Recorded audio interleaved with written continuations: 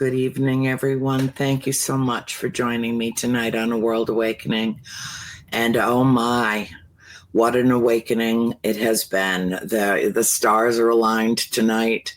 You can go outside if you live in a place where it's clear enough to see all the planets of our solar system at one time.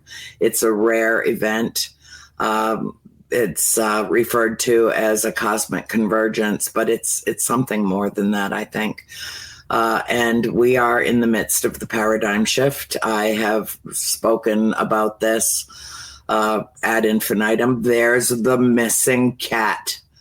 Did you just see the missing cat and my sister's new rug that I got her for her birthday?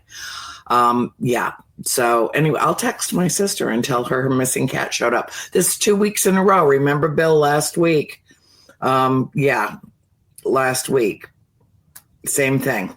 She just shows up out of nowhere. I swear. I'm not quite sure that she's of this earth, if you know what I mean. Cats. I'm pretty sure cats are aliens. I'm pretty sure cats are aliens, Bill. I'm pretty freaking sure of it. She's right behind you, behind the recliner. Oh, okay. Good. All right. I'm letting Chris know. Chris has been in a panic again. Last Friday night and this Friday night. Where's Mama Kitty? Where is she? Where is she? She just shows up. I think the alignment and Laura being on is and Laura coming on. Yes, absolutely. All right. Have a great show, both of you. Okay. Love you so much. Everybody watching. Okay. Oh, there she is. Mama Kits. Come here, baby. There's my baby. Yeah, and I got my peanut. Okay, so yeah, I'm surrounded with animals, which is my happy state. I am in a great place right now. Hold on, I got to send this to my poor sister. She's like, "Where's my cat?" Mama Kitty. Okay, I'm sorry to do this to you folks, but I just had to. There. Okay. Now she knows. She's in the back of the house in her room hiding out. And I'm sure Mama will find her way to her. So anyway, tonight I have a dear friend of mine who has touched my heart and been a real inspiration to me. And so without further ado, I would really like to welcome my dear Laura Walker to A World Awakening. Hello, darling. Oh, hey, how are you? This is such a great pleasure. Hi, everybody. Hey. Well, I told you before you come on, anything can happen. It's a casual affair. Any animal could just pop up in my lap at any moment. We just don't know what's going to happen next. And that's part of the enjoyment of it. We just finished an episode of Soul School. Class is in session, class is dismissed. And yet we live in a perpetual state of learning and growing and evolving and achieving. And that's our connection. Yes. So I want you to do me the favor and the pleasure of introducing yourself to our viewing audience tonight and give them a little bit of your background in case they didn't read your bio attached to the show. Okay. Well, I have a background in law enforcement. I was former deputy sheriff for the city of Hampton, and I also went from there into a corporate world of law enforcement where I worked with the HSBC company, the banking company. I ran the Chesapeake Bay and the Virginia Beach and London, Kentucky sites where I dealt with actual criminal activity through a call center. Then I got involved in martial arts, I want to say middle age, like in the 30s. And I'm 29 years I've been doing martial arts. I'm a teacher, I'm a master instructor, and also I have experienced all my life a whole bunch of strangeness. The list goes on. Yeah. And I'm also an experiencer. I've had close encounters with a UFO. And I consider everything that I'm experiencing now more and more that I am a contactee. I know this to be real. It is Andrea Perrin. It is her, guys. Okay. Cheers. First of all, doesn't she look good? Okay. Does she not look good? She is the most awesome person I have ever met. Thank you. I owe what I'm about to say to you. These are heavy. Oh, look, guys. Look. I got Valentine's Day present, right? Oh my God, you got to get the books, okay? Yes, they're hard read, but you got to do it. The Conjuring movie was the beginning 2 years ago that I got introduced to a world that I needed to be in to help me succeed in my gifts. And it's amazing how all of this just takes place. It's like one gigantic circle. My martial arts and The Conjuring, the books, and Andrea Perrin. What in the world is all of martial arts and Andrea Perrin? What is all that got in common? Well, it's the journey and the connection of what I went through before actually meeting her, learning how to meditate, learning to work with energy. You do this through the type of martial arts that I do. And that practice opened up my gifts and my mind even clearer. But then I didn't know what to do because I'm at this crossroad. I'm like really lost here because I'm seeing things all the time. I'm hearing things all the time. I've got things going on that I cannot really explain. I'm not fearful of it, but I don't know what really more to do. And whenever I did try to come out and speak, it's, shh, we don't talk about stuff like that. You know, I was shunned down. I was hushed up. So I literally started suppressing myself. And then and then you internalize it. And that is actually self-destructive. You know, I think, Laura, I have to say, I published my first volume of the trilogy in 2011. And I didn't know if there was going to be an audience for the book. The movie was still in pre-production. And so everybody that was associated with the film, I gave access to my material, even as I was, preparing to published one in 2011 and then 2012. And then right after the movie opened up, I published the third volume, but I let everyone, all the executive producers, the screenwriters, everyone that was associated with the film had access to the story. And they were afraid of it. They didn't want to tell it. They rewrote. They based it on the case files of Ed and Lorraine Warren, certainly not on my books. They said it was too intense. It was too much. People weren't going to be able to handle it. It would scare them away. What I have discovered in all these years is that the story is liberating and it frees people to speak their own truth, to tell their own stories. They're no longer afraid. After they read our story and what my family endured for 10 years in that colonial farmhouse, it freed them. It is a liberating experience to spiritually evolve, to not only have questions answered, but more to ask. Oh, yeah. Right? Oh, 2 years ago, it was the same day.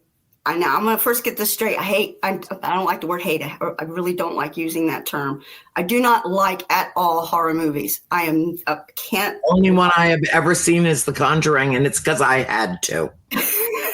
Literally, because I don't put that stuff in my brain. I don't. Right. I don't either. I don't want to entertain it because of things that I see. That's one of the reasons why I don't want to entertain it.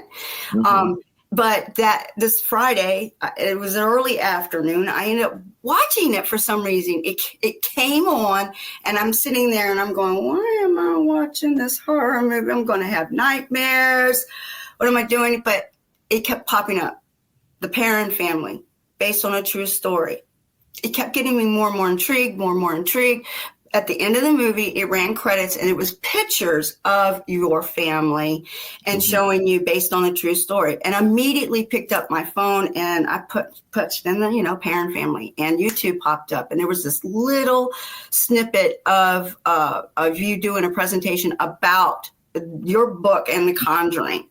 And then thereafter was Soul School Soldier and A World Awakening. And that same night, and it's so ironic, that same night, I started watching this, and the synchronicities, the things you were saying, I found, and I'll say it, it's just like what the show you just did, Are There Real Angels? I found my angel who opened up that door, and I ended up walking through it. Now, I have not, I've met you on a personal basis where we've actually been able to hug and connect. And that will happen, but will happen. Yeah, but we have met many, many times on Zoom meetings, and we've been doing meditations together, and you've done Q&A sessions, and you have made me understand, help me understand further what's happening with me. And in other words, you just showed me the light of like, look, just embrace what's going on.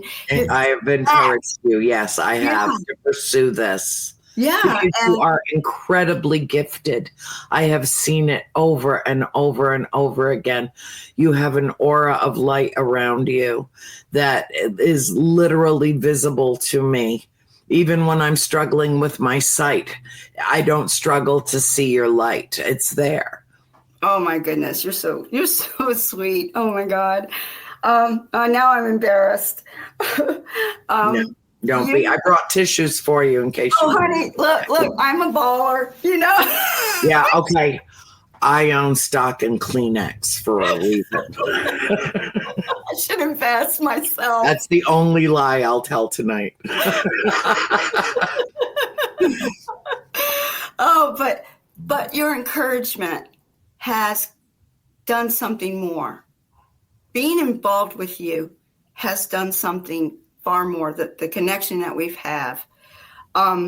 My gifts have evolved. I didn't just walk through a threshold. I literally just decided, what the hell? I jumped in right into it, and things have just changed, more and more evolved. The last time that we had a meeting together, I'm not going to say what happened, but oh my goodness gracious, I got the shock of my life. I experienced something that you experienced, and I know it was real. And I also got another surprise, which I had asked prior, if anything, if I am capable of helping, that it would be something, there would be a word or there'd be a term that only Andrea would know. And that one word, when it was over and over in my head, daughter. And I'm just, I got very emotional because of the type of energy that it was, and also having to actually experience something that you've experienced. That's what I'm talking about. The increases of this ability, my abilities. I'm still trying. Look, I don't know everything. I will never try to say. None of us will ever know everything, not on this plane of action. We will not. No, I cannot give you answers. I don't know how this is working. I cannot tell you. If I did, honestly, I was looking, if I could look for an actual book that tells you this is how it goes, that little manual, I'd be reading that baby quick. But yeah. I don't. But I've experienced so much in the 2 years that I have been doing and watching Soul School Soldier and A World Awakening. You've introduced me to so many people, like our good friend Rupert. I mean, I've done stuff with MUFON here recently. I've actually done remote viewing for them, and I've just it's just constantly it's just going more and more and more, and I took that next step. So I do help people at our studio, our school. I do help them. I do a lot private, and I do group meditations. I do this in a setting for either rejuvenation, reset, in a group setting. Also, if the person has something they would like to try to achieve, and others will call this manifesting it, like a diet, weight loss, job increase, raise of money, whatever it may be. I also do meditational work with them for that.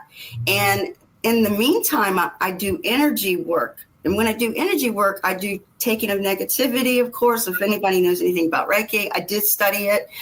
People don't understand key energy, because that's what I've been doing for 29 years, is key energy, learning how to move it from the body, through the body. Isn't that really kind of centered in the solar plexus? Yes. Okay. Because I didn't even tell you this, but when I went to a private women's college, Chatham College in Pittsburgh, Pennsylvania. And during the first year, I think I was a freshman, maybe a sophomore, there were a couple of attacks on campus. And the whole student body, there were only 500 women on campus, and the whole student body went into this fear mode where we wouldn't go anywhere. It was a very big, sprawling, very a rural campus in a city, I guess is the best way to describe it. And we all lived in mansions. We lived in the Mellon Mansion and the Carnegie Mansion. And I mean, all the oil barons and the steel mill owners, they all created the Pennsylvania College for Women in 1869 because there were no schools for their daughters. So they gave up their homes and created a college that then later became Chatham College, named after William Penn, the Earl of Chatham. Oh. And there were a couple of attacks on campus, and the whole energy field of that place changed suddenly.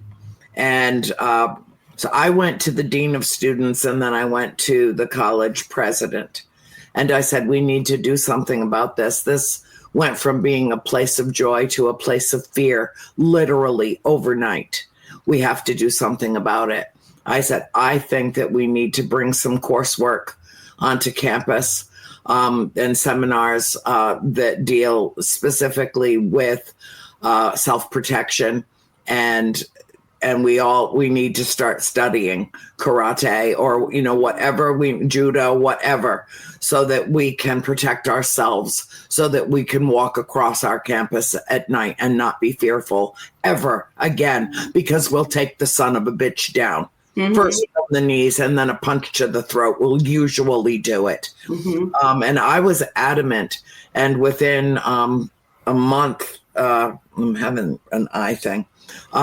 Within a month, the gymnasium was set up as a school for martial arts.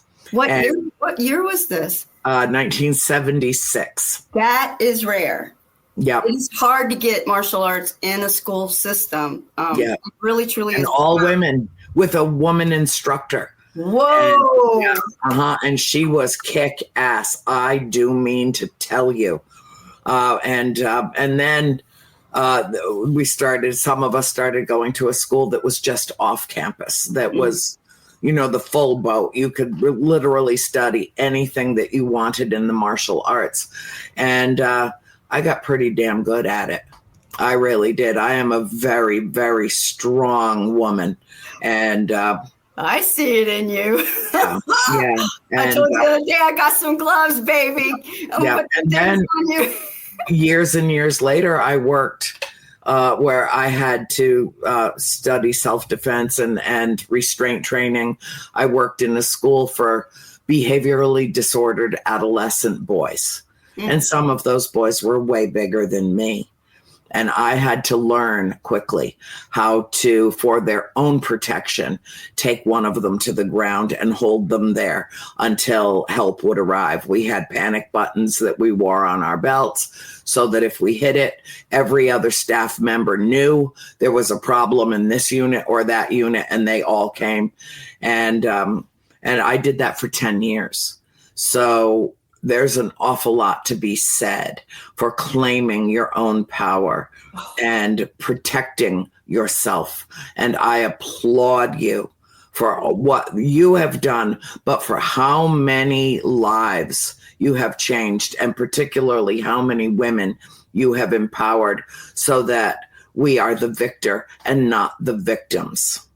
Oh, well, thank you. That means a lot to me, because when I teach martial arts, I teach them not just the motion, not just the action. I teach them the why. Why are you doing this? And when you know the why, you understand what you're doing. And I also teach them the consequence of what you're doing. You have to be responsible for it. Whenever you defend yourself, you have to understand you are going to answer for it, and you will stand before a judge, most likely, depending on the outcome of what you've done, even if you had no choice but to defend yourself. And I teach on that. I take what I do very seriously. And it's the same thing with my gifts. I'd never blurt out anything. I just seem to know more now. Don't speak. People will come to me. It's amazing how that happens, the attraction of who needs to hear something or needs to help for meditation. They come to me. But I animately, when I teach the martial arts, I make sure that even my smallest of students, whom are 4 years old, they understand when they get a nunchuck in there. I put nunchucks in their hands. Oof. I do. Those are weapons. Yeah. Yes, I teach them. It's soft. They have the soft ones so that they're trainers for them. Is this real? And they'll go, yes, ma'am. Yes. Do you realize why it's real? Why do I say that? Is it a toy? And then they eventually can recite back to me, well, yes, it's real, because when you sling it, it still can hit you in the eye or hit you in the head or hit somebody else and cause a bruise or a bump. So they're real. They're not toys. So I'm real animate when I do teach. And I thank you very much for that statement. It means a lot to me. Martial arts for women, it's for them to stay in, and as long as I have, that's a rare thing. It is. It's super rare. I wish that they would teach it and place it in the schools, because there would be less fighting. And a lot of people disagree with that, but it is a fact. Oh, absolutely. It absolutely. If everyone feels like everyone else understands how to use their own self-protective techniques, it really almost forms, if this makes sense to you, it's like having a protective bubble over you. I mean, not only do you know how to protect yourself in an attack of any kind of violence, even if it's coming from behind you, because you develop a sensory perception that goes along with it. Yes. But you also develop that attitude of confidence. Not fuck with me. Yeah. Do not. And that stops things from happening. It's almost like you're putting off an energy that it's impenetrable. You know how we've talked about being exposed to the darkness. Yes. We talked about that. Yeah. And I always say, be that light. Be the light that you see. It shatters the darkness. It eliminates it. I mean, nothing dark, no dark energy will come near me. It doesn't dare, because it knows that it will be vanquished. It knows it. And so it doesn't even bother. Right. And so it's all the same thing. Everything is energy. Everything is one thing. It's energy. And when you are able to harness that and manifest your own hands-off approach to the world, You can go anywhere, you can do anything, you can feel confident, you can feel safe, and you can feel empowered. Yes. And it reduces incidents that some would say it would actually promote. It doesn't. It works absolutely in the reverse. Right.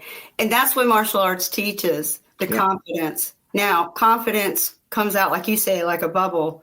And people will look at you and go, I don't know, something about that person. I don't know what it is. But especially if the person has bad intent, they walk the other way. They just go, I don't know. And see, that confidence, that same confidence is part of even in my gifts. And that's with the meditations that I do with it. We move breath. So breath work is also part of what I do with people. Mm-hmm. You know, when we're interacting in the meditation, you really do have to have a fit. What I mean that can you relax with the person you're with? Mm-hmm. You know, can you give them just a little bit of time to find out if you're going to be able to really trust and relax, and then not worry so much about what's going to happen, what am I going to experience, to just let the process happen, because you're now connecting with that person and building that confidence over the years with the meditation, and then learning that I can move energy and that I can heal people with it. Mm-hmm. And then I restarted rethinking. In other words, my cup got really full, and I dumped my cup out to refill my cup again, because I really started realizing I need to establish a little bit better about what I'm doing here. So I discovered in my confidence of doing what I do, I'm not the healer. I'm not doing this. The person who consents to wanting to be healed, wanting to receive this energy. The energy comes from source. The energy comes from the universe. Everything, like you said, is energy. And I'm the conduit. I'm just open gate. I allow it to flow. Their spirit guides, my spirit guides, even extraterrestrial beings and other angels, which I do agree with you. I do believe that they're entity, they're a race all their own. Yes, I do agree close to what we call source energy or God consciousness, or it's the only way that it's the only plausible explanation for me. Yeah, and I see that. I agree with you for having when they come in to help, and it's in that moment where I'm guided to where I need to go. Mm-hmm. Like, I can feel that. I'm guided to where I need to go. And I just do what I'm said. And then all of a sudden, sometimes they want to speak, and I'll start to channel a message or something like that. And when that's happening, when something comes out of your mouth that you did not consciously think of before you said it, it just used you to come out. Yes, it happens to me. When I'm lecturing, it happens so frequently that people will come up to me after a lecture, and they'll want to discuss certain points that I had made during the lecture, and I don't remember saying it. So they'll have to repeat to me what I said, and then I can go into the conversation and get more in depth, but I don't remember saying it because I wasn't the one that said it. It came through me and out to them. And inevitably, this as well as I do, inevitably, you're going to say something that's going to change another person's life. Without fail. Yep. Without fail. Yep. And I'll say it again, without fail, because it happens every single time I get a just spontaneous, explosive reaction. Yeah. Because they're in that room to hear that. Yeah. On purpose. They were attracted. They didn't just stumble into one of your classes. They came deliberately because there was a message that they needed to hear. And, when I first started the show, Laura, years and years ago, I started just as an audio podcast, A World Awakening, with my friend George Lopez. And every week, someone would write to me and say, oh my God, I just opened up Blog Talk tonight, and there you were, and I never knew who you were. I never knew that this show existed. I was like magnetically drawn to you, and you said something that I needed to hear that changed everything. You know, it's a wonderful, joyful thing. Do you also feel that the more you give of your gifts, the more you get back? That it's part of your growth process? Yes. Yeah, because I do too. It just makes a world of difference to me, you know, to go to these events and just to embrace someone, physically hold them in my arms. And the exchange of energy is so profound. And, you know, I've often said that the three most powerful words in this language or any other are, I love you, but also I believe you. Mm-hmm. And people will come up to me and tell me things that they have never told anyone about, powerful experiences that they have had, maybe even as a child, that they've held inside them their whole life until they know they're with someone who is trustworthy. I know what that's like. And that's awful to carry. Yeah, it is. It's a burden to carry. And I just lean over and I hold them, and usually they're crying. Mm-hmm. And I whisper, I believe you. Give me your pain. I will not hold on to it. It will not become my burden. It will disperse into the ether in a split second.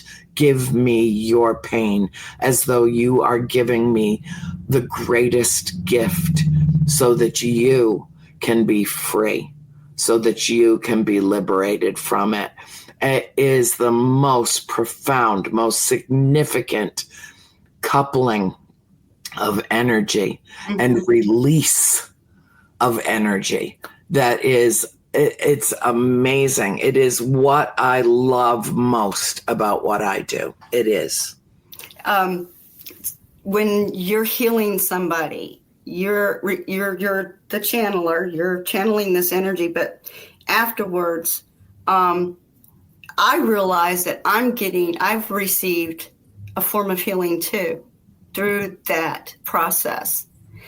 Thing that I must keep in mind and always keep a balance. I got to have the balance. And so there are many times I've worked with somebody, and we all, wherever we go, there's energy. And people, especially people, you can be around some folks and their energy attaches onto you, and they're energy vampires. They will suck the air right out of your lungs.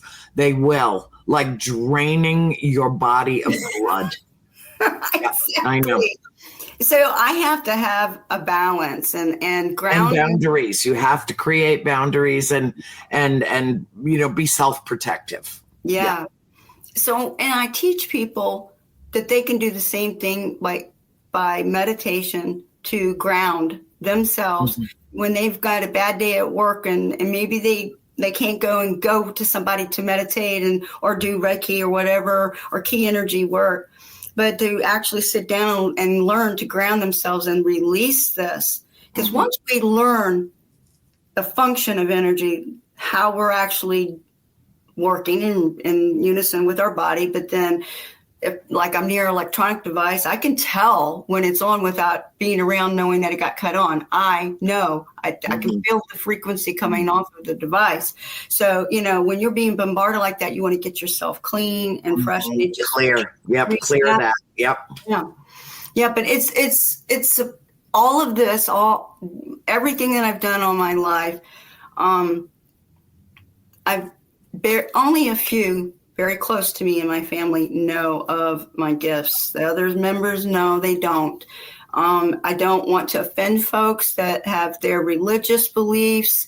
I can say I was really privileged with my parents. They said, I went to school, Bible school. I went to church. I'm Baptist, Southern Baptist. All that I grew up, that mom made us go. but I got to work 6 days a week. So I cannot go on Sundays. And this was my father speaking to me. And he says, you have a choice. I will take you to church or you don't have to go. And this is me as a kid. Of course, I'm a kid. I chose not to go. I'm grateful that my parents gave me that choice. I know a lot of people won't agree to some type of upbringing like that, but I'm grateful. And the reason why is my parents didn't force their teachings that they were taught on me about religion. My dad specifically said, this is your freedom of choice. You can go or not go. We will give you, and they did. They gave me Bible stories and things like that. I went to the summer vacation Bible school, but I didn't get, I want to say, you were not indoctrinated. Yes, I don't want to offend anybody. Are. Yeah. Well, and to that point, what I learned in terms of my own self-protective techniques, whether it was karate or restraint training or whatever, that is so deeply ingrained in me that it functions as a reflex in my life. Mm-hmm. I mean, if I were in a position where I were being in any way threatened, I wouldn't have to think about it consciously.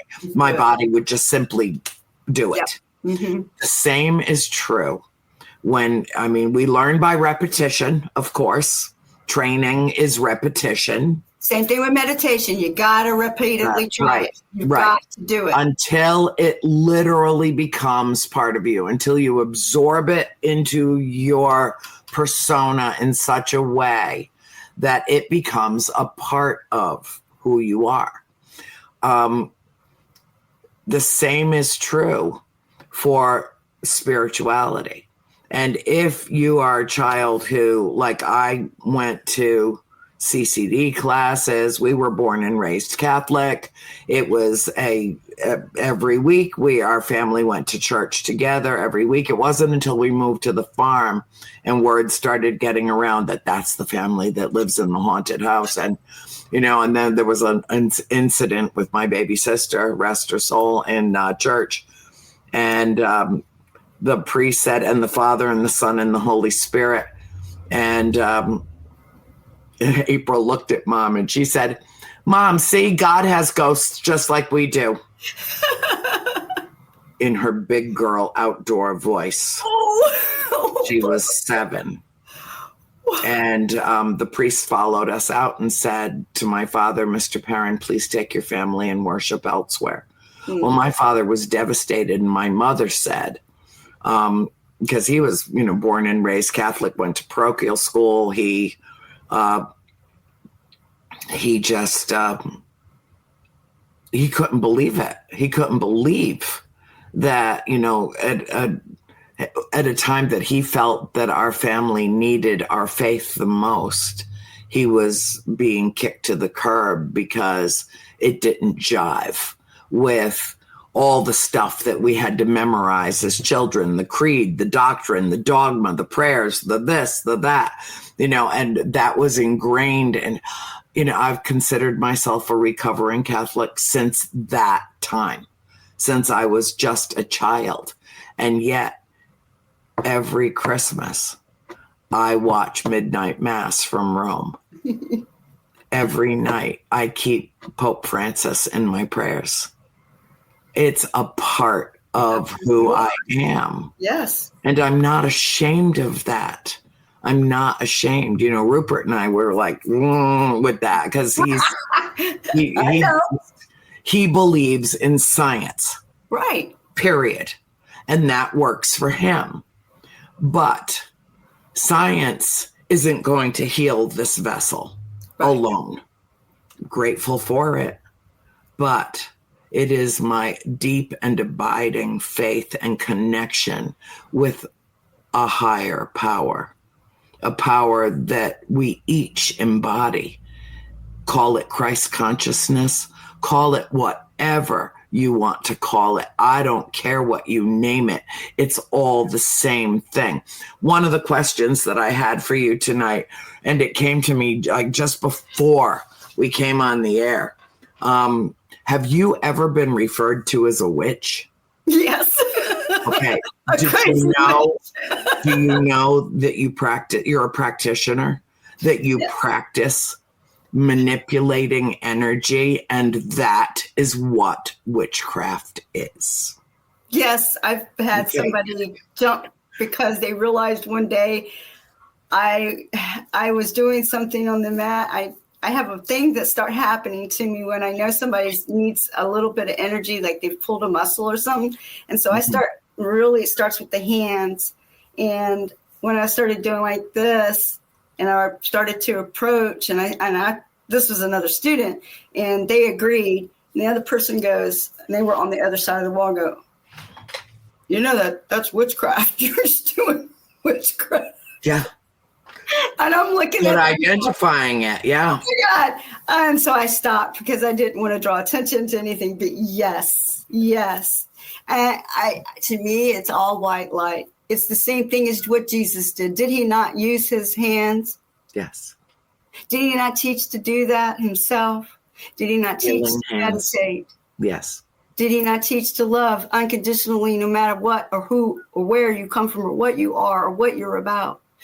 Just blows my mind. And this is why I was saying about me not going to church, is that I've gone to church. I did seek many churches because I went through a spiritual walk trying to figure out God, because the whole time I'm being bashed. You're a sinner and you're going to die and burn in hell because you don't believe my way or the way of that congregation. Right. And I've also been told in the church that, when I've asked questions, about spirit, and well, you don't talk about that. But wait a minute. What are you teaching on then? So I have the benefit of not having to go through what some people might go through. I'm not saying everyone, some might, when we have our beautiful galactic friends right there, sitting at our eyesight, right up in the heavens here, walking among us. Their world is going to flip. I don't know everything, and like I said before, especially none of us do. I just don't.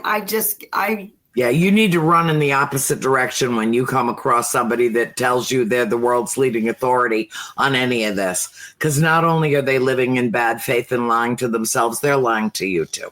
Yeah, I totally agree with you on that. Yeah, it's just all the stuff that I've experienced in the last 2 years have grown phenomenally. And my growth from not really being my childhood and always having a knowing of things, don't know why, but I always did. And at 14 years old, there's this, I'm in Kentucky, in Long Fork, Kentucky, in a holler in the Smoky Mountains. We were at a family reunion. This is in 1979. I'm 14 years old, and this craft just shows up, and it's like, this is how slow it's moving. I can see everything about it. The water stopped, the creek bed stopped moving, the wind stopped moving, the crickets stopped. Everything goes silent. It became absolutely silent.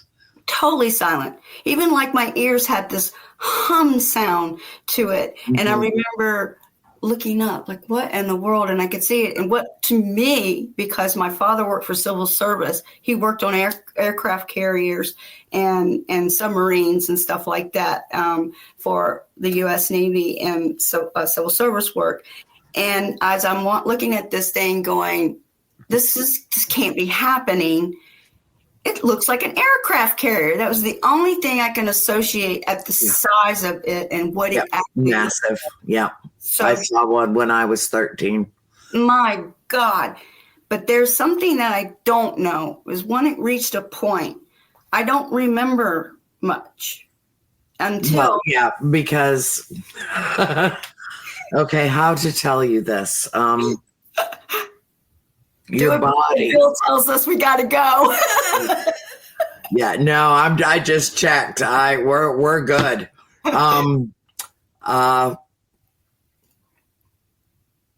not positive because I've had, when I was my first conscious contact was with a massive vessel, massive, that looked like you described it as an aircraft carrier. What I saw was what looked like an upside down city. And Wow. It was completely surrounded by equidistant, matching, smaller vessels that seemed to be escorting it. And it passed right over the farm. And I had lost time. I felt every emotion except fear. Every emotion except fear. And I stared at it and I watched it as it moved so slowly that had it been something that we created, it would have fallen from the sky. And instead, I saw the shadow pass over it, blocked out the sun. It was so big. And then I stared at it like this was the most incredible experience of my life. And my next memory was being inside the house, looking out the window to see if it was still over the house, and my mother asking me what I was looking at, and I didn't answer her. Now, I was raised to be a very polite child. You answer questions that your parents ask you. Mm-hmm. No, period. I didn't have an answer for her. I couldn't answer her. And I didn't tell her for quite some time until we saw vessels behind the house together when we were doing dishes in the pantry. And we had no reason to put curtains on those windows. Right. I mean, nobody could see. We had no neighbors. We had 200 acres of land. So we just left curtains off the windows in the pantry, and we're doing dishes and we're looking out, and she's like, what is that? And our whole family ended up gravitating outside. Nobody knows why. They followed us out into the yard. But all 7 of us were outside watching this happen. Wow. At night with 3 vessels that were zoom, zoom, zoom across vast stretches of sky. And then they all came together in a glowing ball as though they were having a meeting of the minds. And then boom, in 3 different directions, they were gone. And all they left behind was the streak of light because they were moving so fast. I know. And I was a kid. I was just a kid. And you know what was the best thing that ever happened to me? Ever. Ever. Because it was crazy for me. It didn't just expand my consciousness. It deepened my understanding that we are not alone in the universe. Oh, mm-hmm. We're not alone in the universe. And I don't know why I was chosen or my family was chosen or why it happened at the haunted house instead of, and maybe it did happen when I was littler.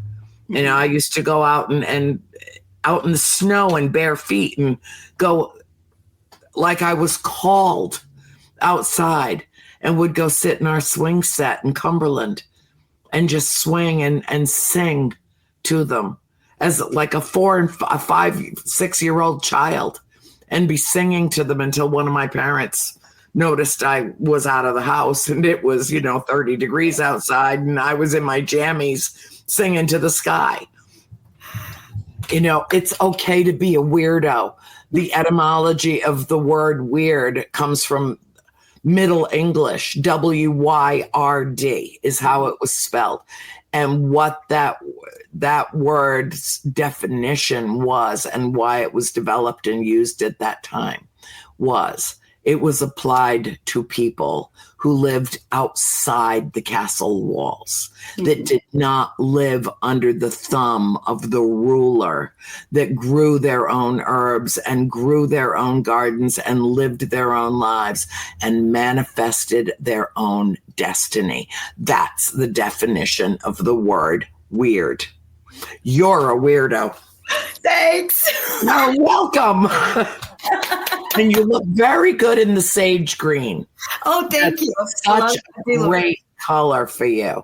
Not for nothing. I just have to say, because Bill's telling us we have 5 minutes, and I am not going off this show without telling you how beautiful, how radiant you look tonight. Oh, thank you so much. You look very radiant. Look at you. You're just glowing. I know the other day you told me you weren't feeling well, but you sure have overcome it. I can tell you, I can see it all over you. And I do. I send so much love and energy your way.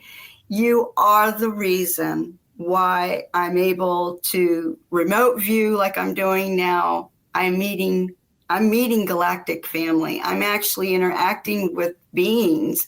And there's just so much. Me and you would be talking forever. There could be a big book written about all of this. Everybody here has got some gift. They've got things to give to this world. Yeah, everyone. And we're all here for a reason right now at this pivotal time in human evolution. And we are on the precipice. We are. And, Bill was right. He gave me a little bit of a lecture on Wednesday morning when I was in the depths of despair about world events. And he's just like, if you're not going to do it, who's going to do it? You have a job to do here. You see this? This is a million hearts going, please don't stop. Don't stop. Well, I can't because he wouldn't let me. And he's the boss of me when it comes to these shows. So I was like, all right. Okay, fine. There he is. Oh, yeah, uh-huh. Oh, my goodness. Nope, no way. And I think everybody in chat, and I know Laura does, agrees. No way. Voices need to be heard. Your voice needs to be heard. The whole power of positive needs to be out there. Yeah. People need hope and inspiration. And that's just my whole take on it. That's it. I said we have 1 minute. All I can say is that, both of you have functioned in my life at a time of, for lack of a better word, crisis. No, 3 weeks after my mother departs this earth and I get a death sentence that I refuse to accept. I refuse to accept it. And so it took me a while, at least a few days I had to process it first. And then to tell everybody. And Laura, you were one of the very first people that reached out to me personally. And I will always be grateful. I will always be grateful that you have invested so much of your time and your energy into my personal healing. You're everything. You deserve it. And prayer is very powerful. Mm-hmm. Prayer is meditation. It is. And it is very powerful. And when we harness that energy and we literally project it to a certain individual, it works. Yeah. I went within 3 months from, metastatic breast cancer is a nasty bastard. And it just ran all through my body and my bones and, vital organs. It's just been a thing. It's a thing. First PET scan, 13 tumors. Second PET scan, that was just in my lungs. Those were just in my lungs. Second PET scan, half of one tumor left. And my next PET scan is March 10th. I'll keep you posted. I'm expecting some wonderful things. There will be. There will be. I hope so too. Okay. And I thank you for coming on the show tonight. You are a precious treasure in my life, a joy in my life. And I appreciate you more than I can find the words to express. Thank you so much. No, thank you. I appreciate you. I really do. And I love you so much. And I'm so grateful for all that you do. Keep it up, girl, because you are a Viking warrior. I am. Actually, that's in my DNA. I believe it. Mitochondrial DNA, a Viking queen. Yep, my mother was one of 9 left on the planet when we had her DNA done. Yep. So with that, Bill's throwing us off the air because I don't know. I guess he's got another show to do or something. I don't know. But I love you. I appreciate you. And thank you all for tuning in tonight, for listening. I send my love and my devotion and my gratitude for all of your prayers and for lifting me up. And with that, I will remind you always, always to be the beacon of hope for someone else, to be the change you wish to see in the world, and to be the light you seek. Thank you and good night. Much love.